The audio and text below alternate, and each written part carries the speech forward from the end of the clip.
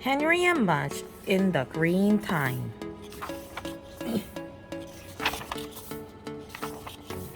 The picnic. In the summer, Henry and his big dog Mudge like to go on picnics. Henry packed the food. He packed jelly sandwiches, pears, and ginger snaps for himself. He packed dry food and popcorn for Mudge. They both drank water. On one Sunday, they went to the park for a picnic. Henry put all the food on a picnic table, while Mudge chased some ants under a tree. Mudge was so big that his tail went whack every time he ran around the tree. Whack, whack, whack, whack. Henry laughed at him. Soon they began eating. Henry chewed his jelly sandwich while he threw pieces of popcorn into Mudge's mouth. Mudge always liked dessert first on picnics. While they were eating, a yellow bee landed on Henry's pear. Henry didn't see the bee. Henry picked up his pear. "Ow!" Henry cried. Mudge jumped. The bee flew away. "Ow! Ow! Ow!" Henry cried. He shook his hand again and again and again. But his hand hurt more and more. It hurt a lot. Tears came to Henry's eyes. His hand hurt so much. It had a puffy white circle on it.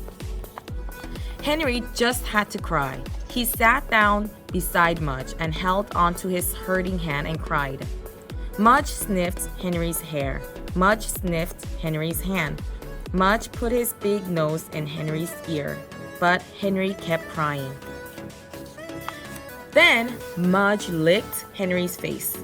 Mudge liked the taste. It was salty, so Mudge licked Henry's face again and again and again. Every tear that Henry cried, Mudge licked away. Henry cried, Mudge licked, and the hand hurt. But in a while, the hand stopped hurting. Henry stopped crying, and Mudge stopped licking. Henry looked at Mudge and smiled. Henry picked up a ginger snap. He took one bite and gave Mudge the rest. "Thanks," said Henry. Mudge wagged his tail and waited for another cookie. The bath. On hot days, Henry liked to give Mudge a bath. Henry liked it because he could play with the water hose and because he could cool off. Mudge hated it. Mudge knew when he was going to get a bath. He would see Henry looking for the dog shampoo. And when he saw Henry hooking up the water hose, he tried to hide under the steps. But it never worked. Henry would take Mudge into the front yard in the sun and he would hose him down. Mudge hated it. His eyes drooped, his ears drooped, and his tail drooped. When he was all wet, he looked like a big walrus. Then Henry laughed at him. Then Henry would soap him up. Henry scrubbed his head and his neck and his back and his chest and his stomach and his legs and his tail. Mudge really hated this part. He drooped even more. Then Henry hosed Mudge down again. But before Henry could grab a towel, before Henry could get Mudge dry, Mudge always got Henry back. Because when Henry let go, Mudge started shaking. He started with his head, then he shook his neck and his back, and his chest, and his stomach, and his legs, and his tail. Mudge shook so hard that when he was done, he was mostly dry, and Henry was mostly wet.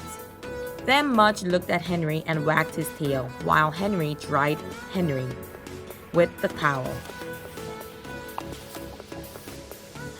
The Green Time. Beside Henry's house was a big green hill. Late on summer days, Henry and Mudge went to the top of the green hill.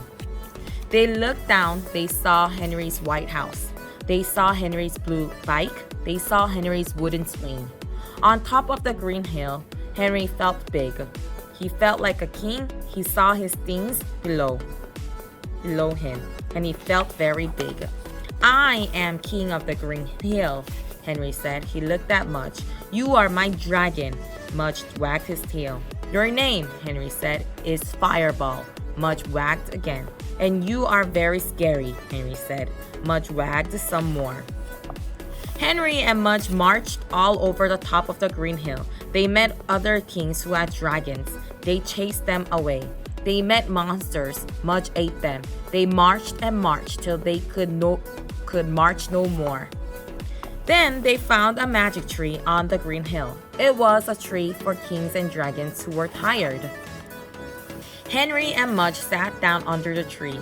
Henry put his arms around Mudge. They were glad for a magic tree. They closed their eyes. And the boy and a dog slept together on the green hill in their green time.